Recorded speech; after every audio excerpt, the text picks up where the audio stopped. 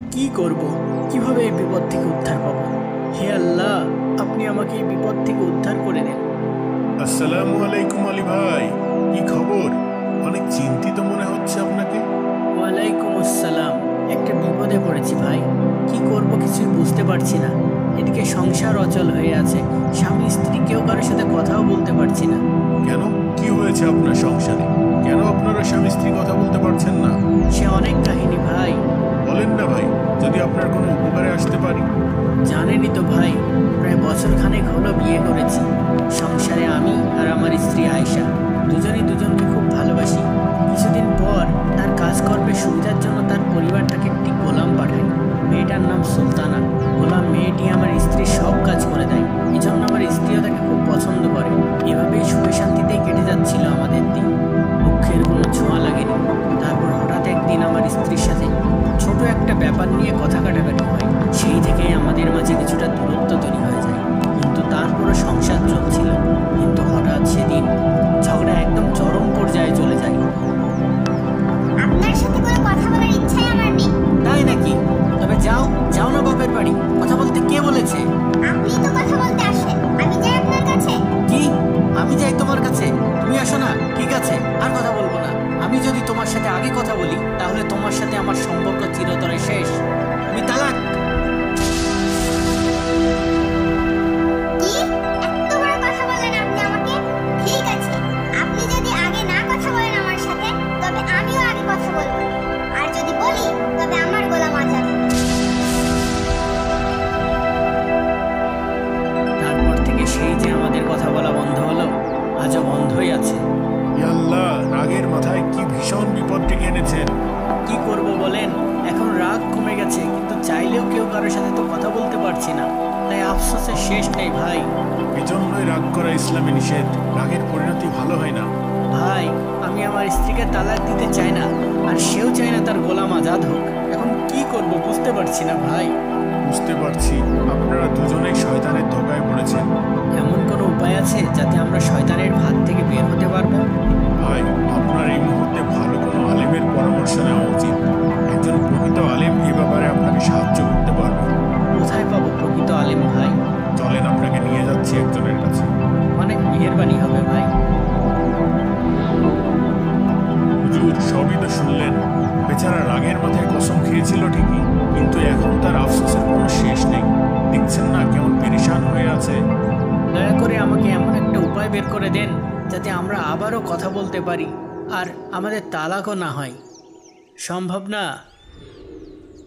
ইসলামের নিয়ম, এখন আপনি আগে কথা বললে তালাক হয়ে যাবেই, আর আপনার স্ত্রী আগে কথা বললেই তার গোলাম আজাদ করতেই হবে। দুই দিক বিবেচনা করলে আমার মনে হয় গোলাম আজাদ করাই ভালো, যদি আপনারা দুজনই একসাথে থাকতে চান। না না হুজুর, এই গোলাম আমার স্ত্রীর অনেক প্রিয়, সে তাকে কোনো অবস্থাতেই হাতছাড়া করবে না। অন্য কোনো পথ বলে দেন হুজুর। তাহলে তো একটাই পথ আছে। কি পথ? তালাক। হ্যাঁ, দুইটা পথের যে কোনো একটা তো আপনাদের বেছে নিতেই হবে, তাই না? এমনভাবে প্যাঁচ লাগিয়েছেন যে এর থেকে বের হওয়ার কোনো উপায় নেই। না না, নিশ্চয়ই কোনো উপায় থাকবে। আমি আরও ভালো কোনো আলেমের কাছে যাব। এর কোনো তো উপায় থাকবে। হে আল্লাহ, তুমি আমাকে সাহায্য করো। কি করব এখন তাহলে আমি? আলী ভাই, আপনি চাইলে আমার সাথে মক্তবে যেতে পারেন। সেখানে বেশ কিছু আলেম আছে, তাদের সাথে না হয় কথা বলে দেখতে পারেন, যদি তারা এর চেয়ে ভালো কিছু বলতে পারে। পথ তো এই দুইটাই, হয় গোলাম আজাদ আর না হয় তালাক। যে কোনো একটা গ্রহণ করতেই হবে, আর কোনো পথ নেই। আর কোনো পথ নেই? ইসলামে তো নেই। না না, নিশ্চয়ই কোনো উপায় থাকবে। আমি আরও ভালো কোনো আলেমের কাছে যাব। কোনো লাভ নেই ভাই, আপনি যে আলেমের কাছেই যান সবার ওই একটাই কথা হবে, হয় গোলাম আজাদ নয় তালাক। আপনি আলেম বদলিয়ে তো আর ইসলাম বদলাতে পারবেন না, তাই না? তারপরও আচ্ছা, আপনি একটু অপেক্ষা করেন, আমি মাদ্রাসার আরও কিছু গুণী আলেমকে ডেকে আনছি, দেখেন তারা কি বলে।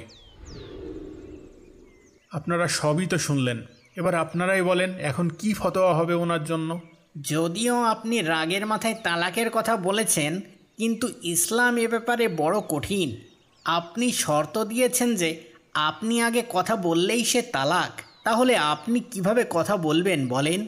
আর আপনার স্ত্রীও আগে কথা বলতে পারবে না, বললেই তার গোলাম আজাদ করতেই হবে। আমি বলি কি, আপনারা কারো মাধ্যমে দুজন একটা ব্যাপারে মীমাংসায় আসেন। আপনার বউকে বলেন যেন সে তার গোলামকে আজাদ করে দেয়, তাহলে অন্তত তালাকটা বেঁচে যাবে। ঠিক আছে ভাই, আপনাদের অনেক ধন্যবাদ।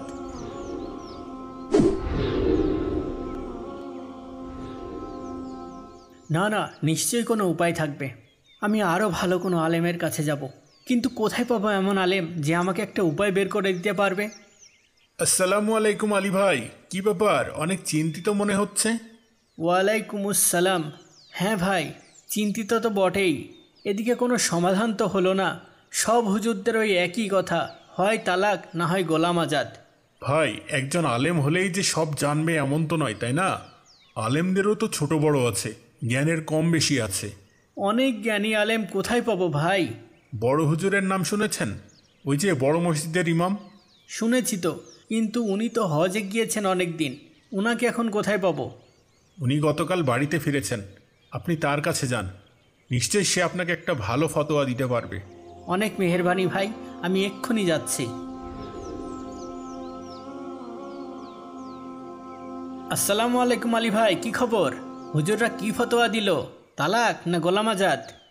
পেরেশান হয়ে গেছি ভাই, যতগুলো আলেমের সাথে কথা বলেছি সবার ওই একই কথা, হয় তালাক না হয় গোলাম আজাদ। বলেছিলাম না ওইটাই বলবে, ইসলামী নিয়মে তো আর কিছু করার নেই আপনার। কিন্তু কেন ভাই, আমরা তো না হয় রাগের মাথায় বলে ফেলেছি, এখন কি এর থেকে বাঁচার কোনো উপায় নেই? এই জন্যই তো বলে রাগের মাথায় এসব বলতে নেই। জানেনই তো, স্বামী স্ত্রীর সবচেয়ে বড় শত্রু হলো শয়তান, আর রাগের সময় তো মানুষ শয়তানের দখলে চলে যায়। জানি ভাই, কিন্তু রাগের সময় কি এগুলো খেয়াল থাকে বলেন?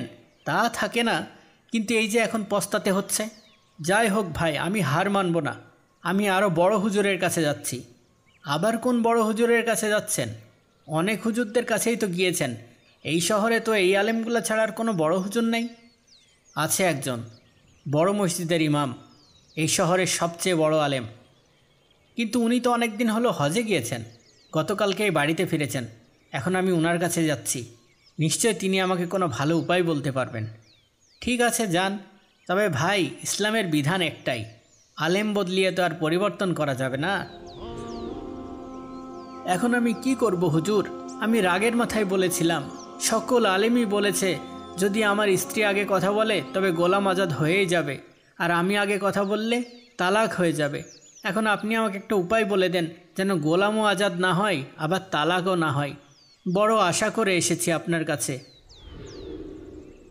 যাও, তোমার স্ত্রীর সাথে নির্ভয়ে কথা বলো।